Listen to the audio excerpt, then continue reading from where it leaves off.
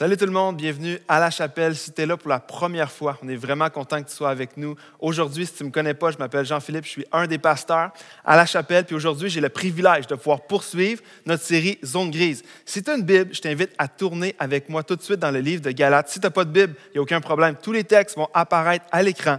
Mais on plonge tout de suite dans le livre de Galates au chapitre 6, les versets 7 à 9. Ne vous faites pas d'illusions, on ne se moque pas de Dieu. On récolte ce que l'on a semé.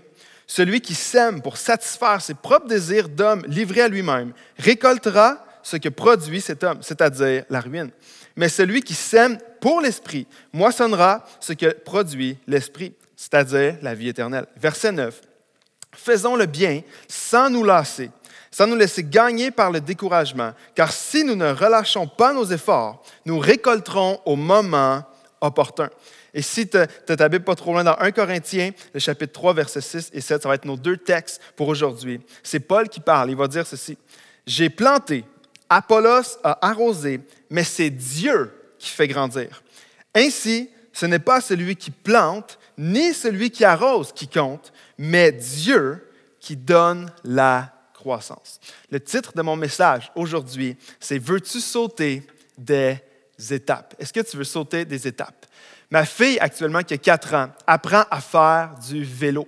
Et à 4 ans, elle a encore les petits trous d'appoint qui sont en arrière de son vélo pour stabiliser son vélo. Mais récemment, elle a vu une de ses amies, qui est maintenant à l'école, qui fait du vélo sans les petits trous. Et aussitôt qu'Emma a vu ça, elle s'est retournée vers moi et m'a dit « Papa, je veux que tu enlèves mes petits trous maintenant, je veux faire du vélo sans les petits trous. » Puis moi, j'ai dit à Emma, c'est sûr que non, Emma. Si on fait ça, tu vas tomber. Il faut que tu t'habitues encore avec les petits trous. Puis Emma voulait absolument les enlever. Alors, ce que j'ai fait, j'ai ajusté les petits trous simplement pour les remonter un petit peu, ce qui rendait le vélo un petit peu moins stable. Et alors que j'ai fait ça, Emma embarque sur son vélo. Aussitôt qu'elle a donné un coup de pédale, le vélo s'est mis à branler comme ça. Et elle a eu tellement peur qu'elle a dit « Papa, remets mes petits trous comme avant. » Pourquoi? Parce que Emma voulait sauter des étapes. Elle n'était pas encore assez habituée. Il y a une étape avant d'enlever les petits trous, c'est d'apprendre à faire du vélo avant les petits trous. Emma était là-dedans, dans cette étape-là. Et lorsque je parlais à un ami dernièrement, cet ami-là était avec moi lorsque j'ai acheté la bague de fiançailles à ma femme, il y a de ça maintenant plus de 7 ans.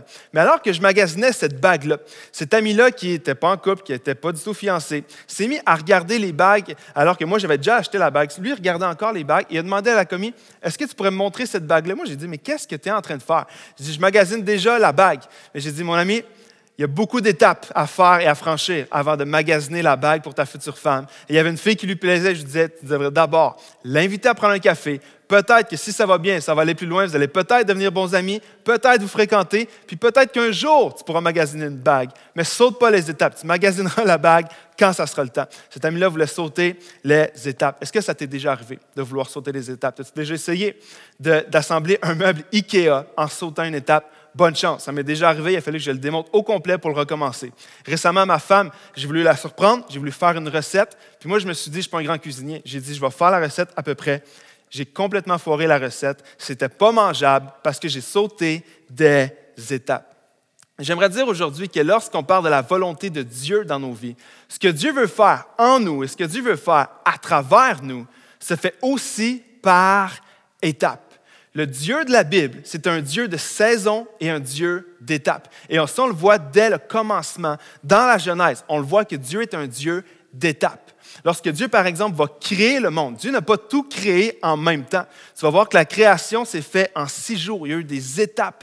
Dieu n'a pas tout créé d'un seul coup. Il a créé en étapes et s'est reposé le 7e jour. Même de la manière que Dieu s'est révélé à travers l'histoire biblique jusqu'à nous aujourd'hui, Dieu ne s'est pas révélé de la même façon depuis le jour 1 de la création. On voit au début que Dieu a tout créé. Par la suite, Dieu va révéler la loi à Moïse. Ensuite, il va y avoir les prophètes qui vont parler au nom de Dieu. Par la suite, Jésus lui-même va venir sur terre, qui est une révélation de Dieu. Et par la suite, lorsque Jésus lui a quitté, Dieu a envoyé le Saint-Esprit sur terre, qui est encore avec nous aujourd'hui, mais il y a une révélation qui est progressive, qui s'est faite par étapes. Le Dieu de la Bible, c'est un Dieu de saison et c'est un Dieu d'étapes. La Bible dit qu'il y a un temps pour chaque chose et que Dieu fait toutes choses belles en son temps.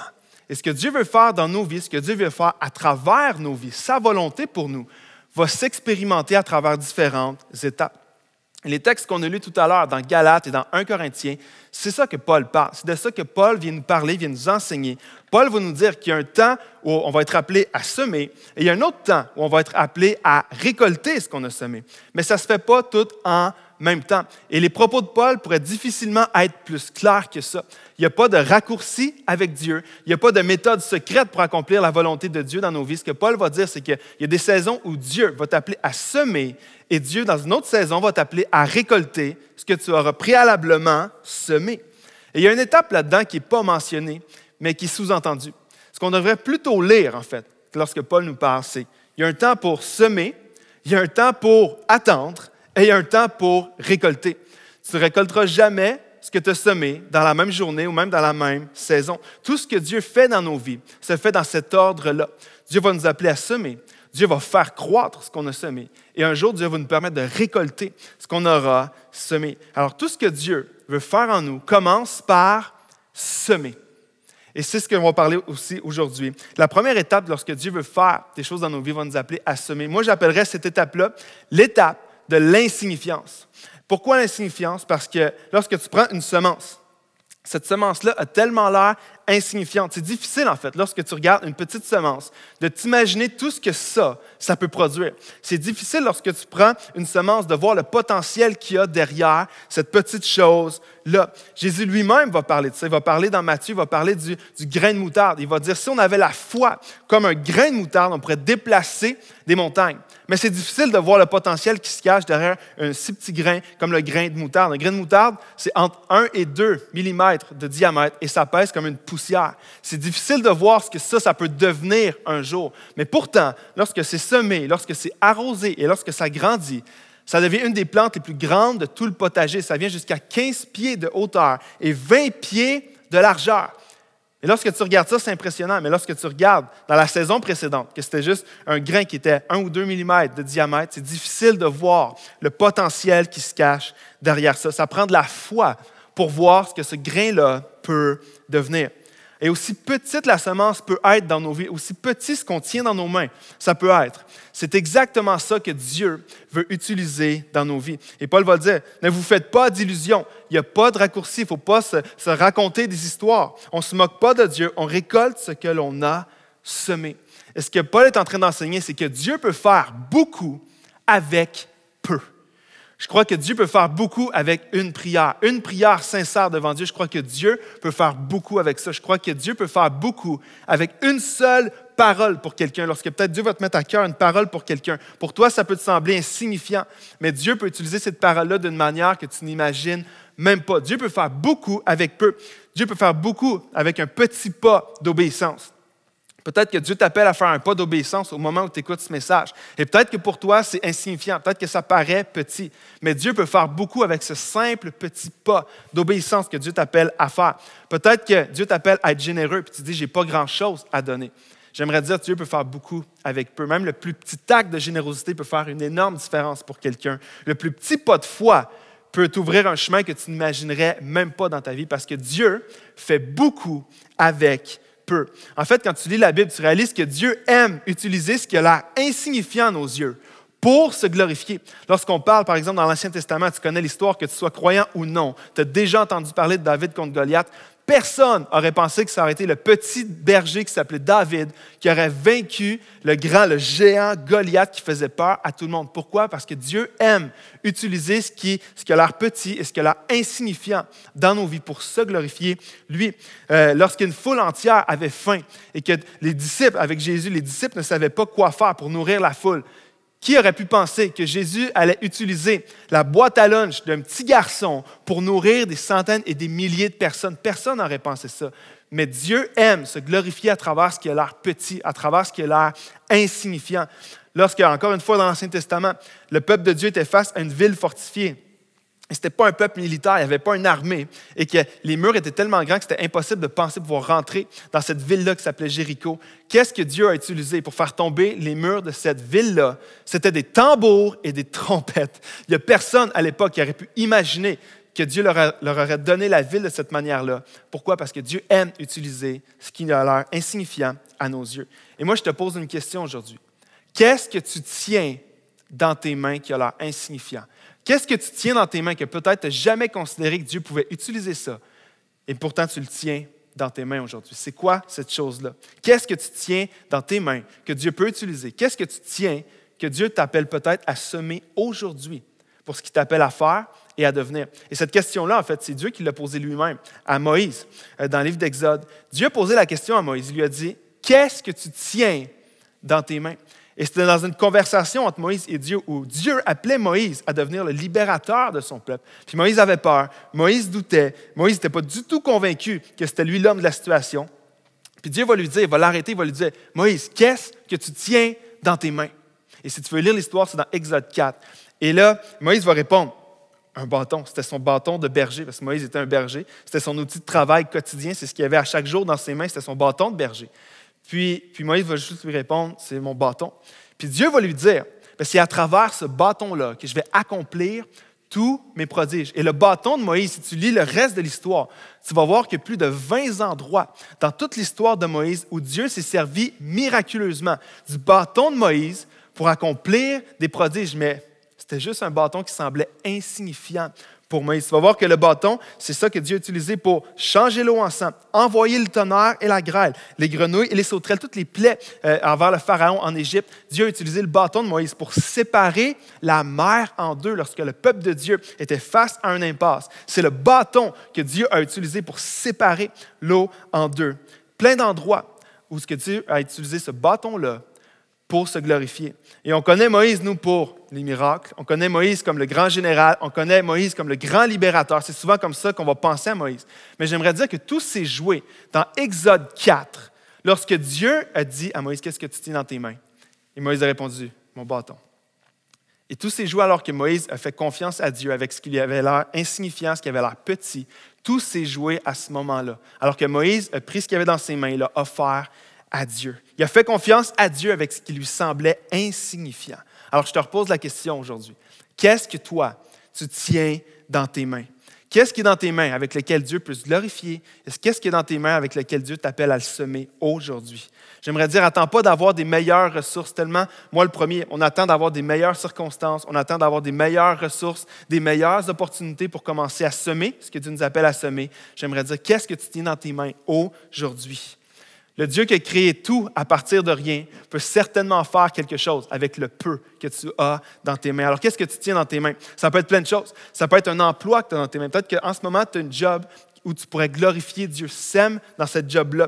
Peut-être que Dieu t'a donné une position d'influence ou tu as de l'influence sur des gens. Est-ce que tu peux utiliser cette influence-là pour glorifier Dieu? Qu'est-ce que tu tiens dans tes mains? Peut-être que Dieu t'a donné des dons. Peut-être que tu as des dons créatifs, tu as des dons de la louange. Dieu t'appelle à être un leader. Est-ce que ces dons-là, en ce moment, servent à la gloire de Dieu? Sème ce que Dieu t'a donné maintenant pour sa gloire. Est-ce que Dieu t'a donné une maison, peut-être, où tu peux recevoir des gens, tu peux glorifier Dieu avec cette maison-là? Qu'est-ce que tu as? Peut-être que Dieu t'a donné des followers. Peut-être que Dieu t'a donné une banque de gens qui te suivent sur les réseaux sociaux. Et c'est des gens auxquels tu peux influencer pour la gloire de Dieu. Qu'est-ce que Dieu t'a donné? Qu'est-ce qui a l'air insignifiant pour toi en ce moment? Mais peut-être que c'est exactement ça que Dieu veut utiliser. Peut-être que tu as des opportunités que personne d'autre a. Et Dieu t'appelle à semer là-dedans pour sa gloire. Dieu n'a jamais demandé à Moïse de lui donner quelque chose que Moïse n'avait pas déjà. Pourquoi? Parce que Dieu veut toujours qu'on lui donne ce qu'on a maintenant. Ça, c'est la semence que toi et moi, on a. Qu'est-ce que tu as maintenant dans tes mains?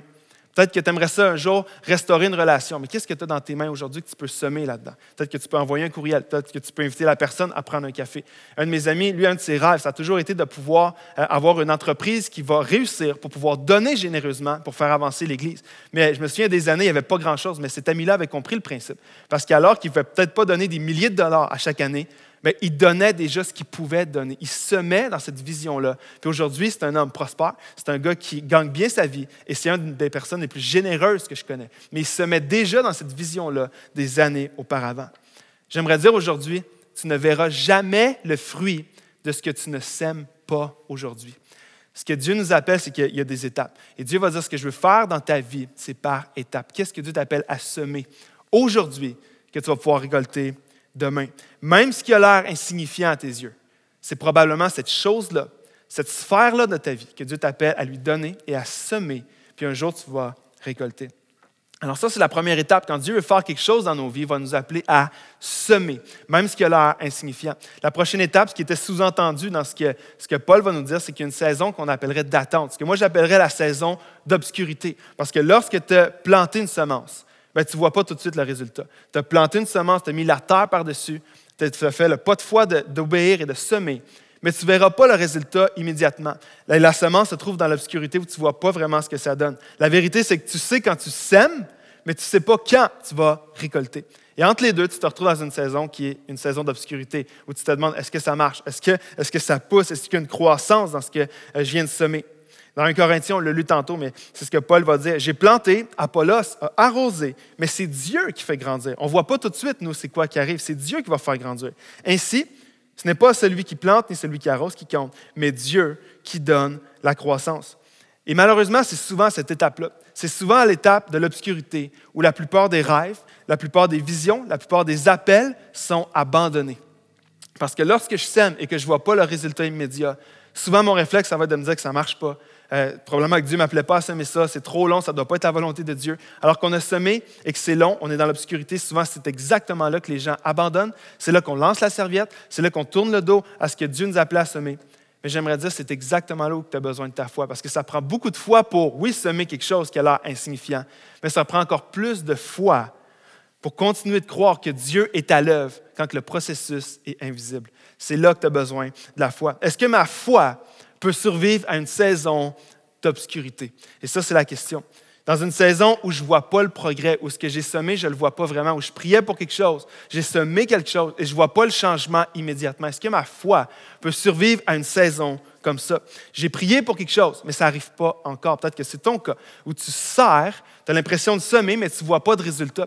Tu as l'impression que tu donnes, que tu t'attaches à une promesse, mais ce que tu vois en ce moment, c'est de l'obscurité. J'ai semé dans l'appel que Dieu, je crois que pour ma vie, j'ai semé dans mon mariage, j'ai semé dans mes enfants, j'ai semé dans mon entreprise. J'ai l'impression que je sème ce que Dieu m'appelle à semer, mais je ne vois pas le changement, je ne vois pas le processus encore. Est-ce que ta foi, est-ce que ma foi peut survivre à une saison comme ça? Et je comprends Paul. Je comprends vraiment Paul. Si tu as déjà été dans une saison comme ça, ou peut-être que tu es dans une saison comme ça, je comprends Paul d'encourager les croyants dans cette saison-là. Je comprends Paul d'encourager les gens à ne pas se décourager alors qu'ils s'aiment. Parce que c'est souvent là que le découragement arrive. Et puis je comprends vraiment parce que c'est souvent là qu'on veut abandonner, c'est souvent là qu'on veut dire ça ne marche pas. Et c'est dur de continuer. Si on est honnête ensemble quelques instants, c'est dur de continuer de croire quand le processus est invisible. Ce que Paul est en train de dire, en fait, c'est que ce n'est pas parce qu'on ne voit rien que Dieu fait rien. Ce n'est pas parce que tu ne vois pas que la semence est en train de grandir que Dieu n'est pas en train de la faire grandir sous la terre. Ce que Dieu est en train de dire, c'est « découragez-vous pas, abandonne pas maintenant, relâche-toi pas maintenant, parce que c'est certain, tu vas récolter au moment opportun. » Et tu remarqueras que ce que Paul dit, c'est que ce n'est pas une possibilité, ce n'est pas une option. C'est que si tu ne relâches pas, si tu gardes la foi, si tu dis « Seigneur, même si je ne vois rien, je veux croire que tu es à l'œuvre. » Paul dit « Si tu ne te décourages pas, tu vas récolter. » Ce n'est pas une possibilité, c'est une promesse que Dieu va nous donner. J'ai planté, Apollos arrosé, mais c'est Dieu qui fait grandir. C'est une promesse. Et ce que Paul va dire, c'est que la croissance ne dépend pas de toi, ne dépend pas de moi. Notre rôle, mon rôle et ton rôle, c'est de semer ce que Dieu nous appelle à semer. Ce que Dieu a placé dans tes mains, dans ta vie en ce moment. La semence que toi, tu tiens, ton rôle, c'est de la semer. Ton rôle, c'est de la donner à Dieu. Ton rôle, c'est de l'offrir à Dieu. Et le rôle de Dieu, c'est de faire croître ça. C'est à Dieu qu'appartient la responsabilité de faire grandir ce que toi et moi, on va semer. Et même si tu ne sais pas quand tu vas récolter, on est appelé à semer et à garder la foi là-dedans. Moi, au moment où j'enregistre ce message-là, on est en plein dans le processus d'aller implanter une nouvelle chapelle dans la ville de Québec. Et c'est une saison pour nous incroyable. Ma femme, ma famille et moi, c'est une saison incroyable de voir des choses que Dieu a mis dans nos cœurs il y a tellement longtemps. Et de voir que ces choses-là, cette vision-là prend forme tranquillement. Mais cette semaine, j'étais assis avec ma femme, puis on se remémorait les premières années du ministère. Les premières années, je vous parle d'il y a 7-8 ans en arrière, lorsque j'ai vraiment senti que Dieu m'appelait à devenir un pasteur et m'appelait à devenir un prédicateur. Je n'avais aucun pasteur dans ma famille, j'avais aucun background ministériel. Et lorsque Dieu, je croyais que ce qu'il avait placé dans mes mains, c'était juste le désir de le servir. Lorsqu'on a commencé à semer ça, on a commencé à s'impliquer à l'Église et que Dieu commençait à confirmer l'appel. Puis que Dieu m'appelait à prêcher, mais les opportunités qu'il y avait devant moi, c'était souvent des jeunesses de 10-12 jeunes. C'était des jeunesses un peu partout dans la province de Québec, mais c'était 10-12 personnes, des fois 20 personnes. Des fois, c'était vraiment un gros rassemblement. Il y avait une trentaine d'ados qui étaient là. Puis je me souvenais cette semaine, alors que dans cette saison-là, à chaque fois que j'allais prêcher quelque part, je revenais en voiture vers la maison, puis je me disais, qu'est-ce que je suis en train de faire là?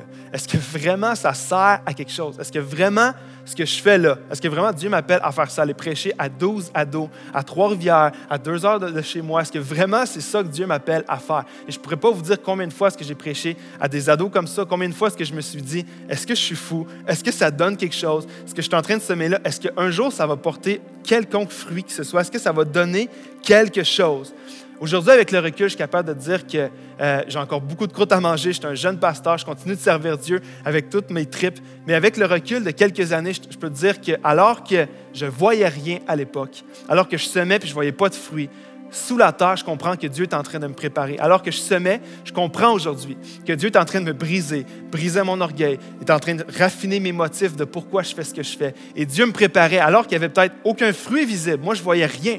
Mais je vois aujourd'hui que Dieu me préparait, puis qu'alors que moi je semais, alors que j'arrosais cette petite semence-là que Dieu me donnait, je sais aujourd'hui que Dieu le faisait croître pour vrai. Puis aujourd'hui, on vit une autre saison de notre ministère. Mais je crois vraiment que ce qu'on récolte aujourd'hui, c'est parce qu'on a semé pendant des années et que Dieu va continuer de faire croître ce qu'on sème encore aujourd'hui. Et je veux t'encourager aujourd'hui parce que alors que peut-être tu sèmes dans ta vie et que tu ne vois pas de fruits visibles, garde la foi, décourage-toi pas.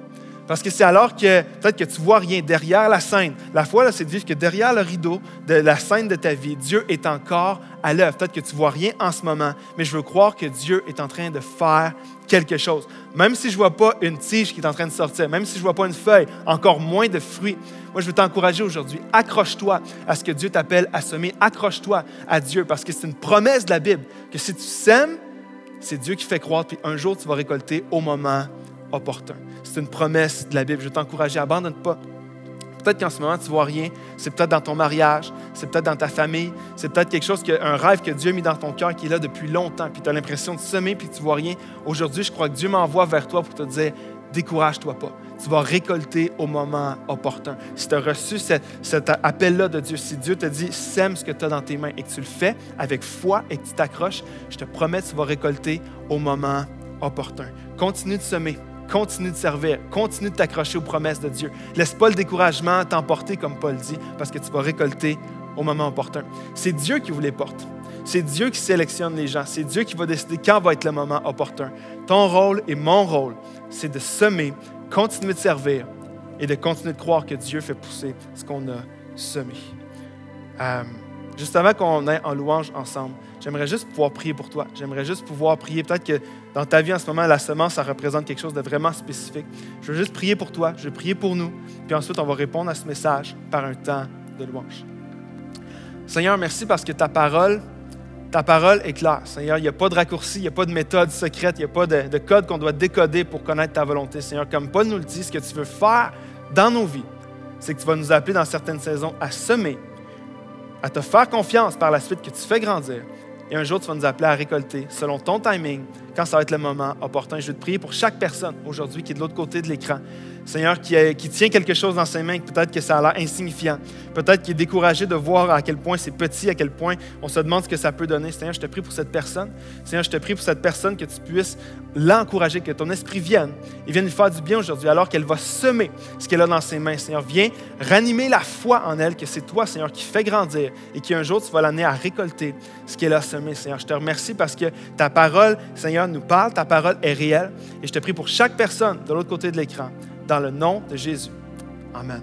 Si ce message t'a interpellé aujourd'hui, n'hésite pas à nous écrire à bienvenue@lachapelle.me et maintenant on va répondre à ce message par un temps de louange.